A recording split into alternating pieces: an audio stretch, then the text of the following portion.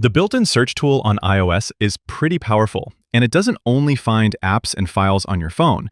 It will also see inside your apps, and it'll search for all the content within those apps.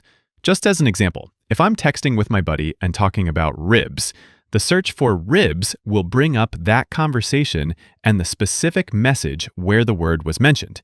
This can be really useful if you want to easily be able to search everything on your phone. But some users prefer to not include stuff like this in the search results.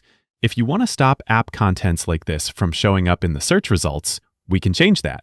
We'll go to Settings first and scroll down to Search. Once you're in the search settings, you'll see a list of all your apps on the bottom.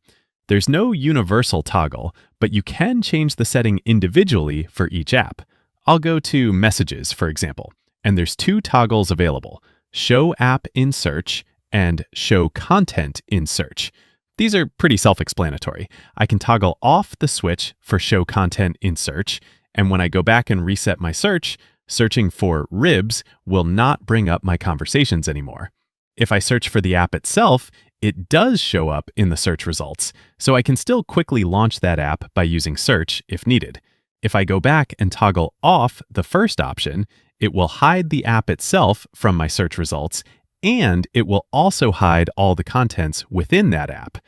And that's basically it. Just repeat for all the apps you want to hide from search results, and you're all set. Click that like button if this helped, share with a friend who needs help with this, and subscribe for more easy guides like this.